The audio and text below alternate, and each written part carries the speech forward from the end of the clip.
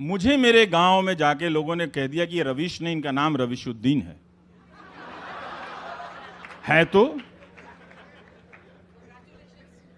है तो क्या हो गया? क्या वो देश का नागरिक नहीं है? अब कागज मांगोगे? तो इसीलिए अब एक ही पहचान नागरिकता की होनी चाहिए। वो यही कर रहे थे। टीवी एंकरों की भाषा देखिए, खराब अंग्रेजी माफ की जा सकती है इस देश में। बहुत लोगों की खराब अंग्रेजी है, मेरी भी है, ऐसी बात नहीं है।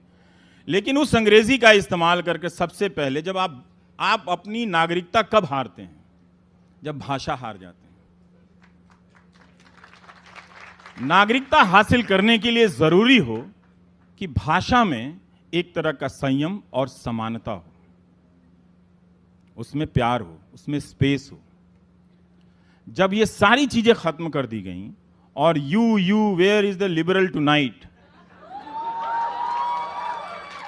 जिसका पता नहीं कि वो दिन में कहां रहता है, रात को आके वो लिबरल को खोजता रहता है। तो ये टेलीविजन के जरिए, और आप लोग देख रहे थे कि बड़ा भारी ऑक्सफोर्ड से कोई पढ़ के आया है, अंग्रेजी बोल रहा है, सिस्टम के अकाउंटेबल बना रहा है। लेकिन ये चैनल वाले जश्न मना रहे थे। गौरी लंकेश की जब हत्या हुई और प्रेस क्लब में जब बैठे थे, इनमें से कोई पत्रकार नहीं आया था। तो इन्होंने सबसे पहले पत्रकार को बांटा, क्योंकि अब जो है समाज को बांटने की जो मशीन थी वो जो नए दौर में आई, तो पहले हमारी ट्रेनिंग थी कि सेंसरशिप आएगा। नहीं, सेंसरशिप नहीं आएगा। जिन संस्थाओं से सेंसरशिप आती है वो तो अब खत्म हो चुकी हैं। नाम लेने की जरूरत नहीं है, पुलिस से लेकर कोर्ट तक वो खत्म हो चुके हैं, तो उसकी जरूरत नहीं है। तो अब उस मीडिया के जरिए इस देश को बदलने का काम किया गया। इसीलिए मैं कहता हूं कि भारत का जो लोकतंत्र है वो अर्जित लोकतंत्र है, पेड़ से नहीं टपका था। 100 साल लड़े थे हम। जब बाहर भारत पाकिस्तान बंटवारे के बाद हिंदू मुस्लिम सिख के तीनों के आपसी दंगे चल रहे थे, तब संविधान सभा में लोग बैठकर अपनी अकल लगा रहे थे कि हमें उस हिंसा से प्रभावित नहीं होनी है। एक ऐसा संविधान बनाना है जो आगे चलकर लोगों के जहन पर तर्क को कायम करेगा। और ये एक ऐसी राजनीति बना रहे थे जो तर्क पर आपकी भावनाओं को कायम करे। इसीलिए 24 घंटा चला। और उसका नुकसान क्या हुआ? तो टेलीविजन के जरिए, और ये मैं मजाक में नहीं कहता हूं नीलांजना जी, टीवी ने इस देश की अर्जित जो मीडिया है, उस देश के अर्जित लोकतंत्र की हत्या करने की कोशिश की है। डेली सामने से सीने पे छुरा मारा है इन लोगों ने। और आज आप वोट के नशे में हैं, उनकी कुर्सी के नशे में हैं, रहिए, मुझे उससे कोई मतलब नहीं है। 10 साल बाद मेरी हर बात को पलट कर देखेंगे कि कोई कह रहा था कि सामने हत्यारा है और आप उसे गले लगा रहे थे। ये हुआ आपके देश में 800-900 चैनलों को लगाकर। तभी मैंने कहा था कि आप टीवी मत देखिए, इससे आसान तरीके से आप इस सरजमी की सेवा कर ही नहीं सकते थे। अपने घर में टीवी बंद करके शाम को पार्क में चले जाइए, डायबिटीज का भी समाधान हो जाएगा, बीपी का भी समाधान हो जाएगा, आप खुश नजर आएंगे। लेकिन टीवी ने आपको बीमार कर दिया, सूचनाएं गायब कर दी गई। वो इसलिए कर रहा था कि उससे ये कोशिश थी कि आपको सिटीजन नहीं बनने देना है, क्योंकि आप बन रहे थे और उस बनने की प्रक्रिया में चले थे। तभी तो रामलीला मैदान में तिरंगा लेकर गए थे ना, उसके पहले तो आप नहीं जाते थे। तो आप उस रास्ते पे चल रहे थे। तो नागरिकता की जो पहचान है वो एक दिन में 10 साल में नहीं हासिल होगी, बहुत जमाने लगेंगे उस पहचान को लाने में, जो हमने उसके लिए कभी मेहनत नहीं की। और उस मेहनत को खत्म करने के लिए, जनता को भीड़ में बदलने के लिए टीवी का इस्तेमाल किया गया। और इसीलिए आप कह रहे हैं कि जब उस भीड़ में औरतें बोलने लगीं तो समझ में नहीं आया कि कैसे डील करें। तब वो कह रहे हैं हमें माध्यमों की जरूरत नहीं है। इसका मतलब है कि अब अक्षय कुमार इंटरव्यू नहीं करेंगे, प्रसून जोशी ये इंटरव्यू नहीं करेंगे कि ये फकीरी।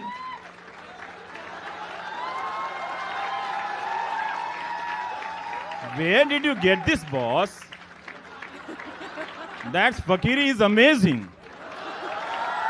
Nobody got this, and you found it, fakiri. Oh my God, my.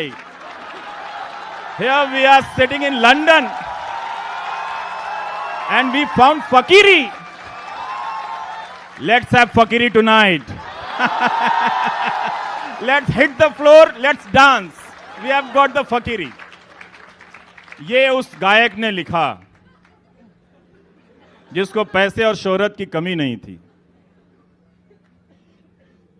बिकता वही है जिसका खजाना ज्यादा भरा रहता है। तो ऐसे लोग, ऐसे मीडिया आप एंकर के जरिए देख रहे हैं। ये पूरा एक फॉर्मेट था कि मालिकों को पहले कब्जे में लेकर, जो भूत प्रेत का मीडिया कर रहा था, वो इस तरह का टेलीविजन का सेटअप आपके सामने खड़ा कर दिया गया। अब आप पागलों की इस तरह बैठ रहे हैं। आपको ना ये देश पहचाना जा रहा है, ना लोग पहचाने जा रहे हैं। लग रहा है कि सामने वाला आ जाएगा तो मार देगा। वो व्हाट्सएप में लिख दिया है मत निकलो, लगता है वहाँ पे तुम्हें मारने आ जाएंगे। हर जगह ये मारने की फोर्स स्टेशन है क्या? ये रैपिड एक्शन फोर्स बना रखा है क्या आपने? जब हर जगह जाके कहीं पीट दीजिए। देखिए इसका नुकसान क्या हो रहा था, आप समझ नहीं रहे थे इस बात को। जब अलवर में पहलू खान को मारा गया और जब बुलंदशहर में सुबोध सिंह को मारा गया, तो सिंपल हिसाब हिंदू मुसलमान में ही समझा देता हूं। 2 लोगों को मारने के लिए 100 हिंदू परिवारों के लोग गए थे। जिन हिंदू परिवारों को हिंदुत्व के नाम पे आप आगे ले जा रहे थे, उन्हें बनाना था डॉक्टर, नौजवानों को बनाने लगे आप क्या? पहलू खान, तबरेज, सुबोध कुमार सिंह का हत्यारा।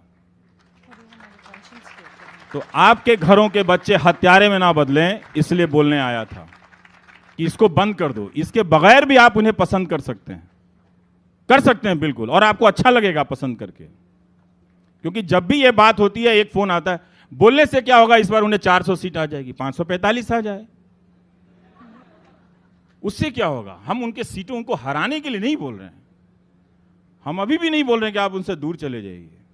मैं सिर्फ बोल रहा हूं कि ये जो चीज है हिंदू मुसलमान की, वो अब बहुत हो गया। इसको अब दूर कीजिए, यहां से नहीं चल सकता इस देश में। अब ये हमारे घर के लड़के बर्बाद हो जाएंगे, आपके ही घर के लड़के बर्बाद होंगे। जो दिन भर व्हाट्सएप पे चलेगा, उसको लगेगा कि एंटाइटलमेंट मेरा इतना है कि सड़क पर 5 रुपए की लड़ाई में कोई अमर किसी अकबर को मार आएगा। जिस अमर को आपने बहुत प्यार से बड़ा किया होगा, अच्छा बेटा बनेगा, वो हत्यारा बनकर किसी दिन घर लौटेगा। पुलिस और टीवी तो बचा लेगी उसको, लेकिन आपको भी जानकर अच्छा नहीं लगेगा कि आपका बेटा हत्यारा हो गया है। इसलिए बहुत जरूरी था कि ये सामने से बोल दो। माने या ना माने, ये आपकी मर्जी है। आप जिसको 400 सीट देना है, 800 सीट देनी है, आप देते रहिए। आपका प्यार है, आपका दिल है, आप जानो। लेकिन आप इस दुकानदारी को बंद करो। अभी आप इसको तुरंत, इसको इस साल, इस महीने इसको अब बंद कर देनी चाहिए। कितना लड़ेंगे हम किससे? हमने 84 भी देखे, हमने 2002 भी देखे, हमने भागलपुर भी देखे। अब हम और नहीं देखना चाहते। छोड़ दो ना, जो हो गया सो हो गया। हमारी अदालतों में इतना दम नहीं था, पुलिस में इतना दम नहीं था कि उसकी वो संस्थाएं हम बनाए नहीं। अगर हम नागरिक होते तो हम इंस्टीट्यूशन बनाते और उस इंस्टीट्यूशन से इंसाफ मिलता। वो भी नहीं मिला। ना 2002 का मिला, ना 1984 का मिला, ना 1990 का मिला। किसी को नहीं मिला। कश्मीरी पंडित को नहीं मिला, किसी को नहीं मिला। और सब अपने अपने जख्मों को लेकर घूम रहे हैं। आहत लोग, घायल लोग घूम रहे हैं। कोई उनको गले लगाने वाला नहीं है। कोई उनको लिपटा कर बोलने वाला नहीं है कि आओ हम तुम्हारे जख्मों को भरेंगे। जिसे देखिए वही किसी ना किसी के बहाने किसी के जख्मों को हरा कर रहा है। मत होने दीजिए, वरना बसंत के कई मौसम में गुजर जाएंगे, आपको लगेगा कि ये सूखा इतना लंबा क्यों चल गया। आपकी जिंदगी के अच्छे साल चले जाएंगे, अच्छी रात, अच्छी शाम चली जाएगी, आपकी अच्छी सुबह चली जाएगी।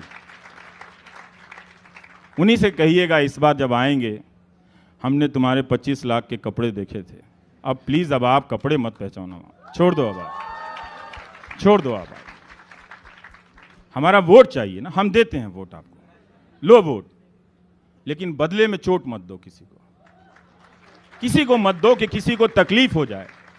आपको सिर्फ मुसलमान नजर आया उन लड़कियों में जो अकेली बड़बड़ा रही हैं, इस मुल्क से बात कर रही हैं, कविताएं लिख रही हैं, नज़में लिख रही हैं। ये हालत आप किसी को कर सकते हैं कि वो बैठ के बड़बड़ाने लगे और उन नज़मों, कविताओं और शायर शेरों से बात करने लगे, अपने मुल्क से, अपने हमवतनों से। शर्म आनी चाहिए। ये हाल कर दिया गया है लोगों ने। तो ये होना था, क्योंकि मैं देख रहा था कि इसकी मंजिल वहां तक है। अब वो नफरत उस मंजिल पर पहुंचती हुई नजर आ रही है, वो उससे आगे भी जाएगी। अगर आप अभी अपनी कुर्सियों से नहीं उठे, वो नफरत आपके घरों तक भी आने वाली है। याद रखिएगा, एक पहलू को मारने के लिए दर्जनों हिंदू लड़कों को हत्या का साझीदार बनाया था। इतना सा अगर आप हिसाब समझ लेंगे, आप इस नफरत के खिलाफ खड़े हो जाएंगे। आपका ही रिश्तेदार होगा, आपका ही कोई बेटा होगा, कोई हो सकता है ना। सुबोध कुमार सिंह को, पुलिस को देखिए कितनी गर्मी से बातें हो रही हैं आजकल पुलिस की यूपी में। उनके अपने पुलिस इंस्पेक्टर को, ईमानदार पुलिस इंस्पेक्टर को घेर के मार दिया भीड़ ने। उसका इंसाफ आज तक नहीं हुआ। दिल्ली पुलिस की डीएसपी को आप डीसीपी को आप जरा जाके देख लीजिए 30 हजारी कोर्ट में क्या हुआ। मालूम नहीं जो रिवॉल्वर गायब हुई थी, जो पिस्टल, वो मिली कि नहीं मिली। तब किसी ने गर्मी नहीं दिखाई थी। वकील पुलिस वालों को मार रहे थे, तब किसी ने गर्मी नहीं दिखाई दी थी। हम ही बात कर रहे थे। हफ्ता हफ्ता दिन अदालतें बंद रही थी इसी दिल्ली में, तब किसी को ट्रैफिक जैम नजर नहीं आया था। लेकिन अब अलग अलग, चूंकि आपको सिखा दिया गया कपड़े से पहचानना, इसीलिए आपको कपड़ा नजर आ रहा है।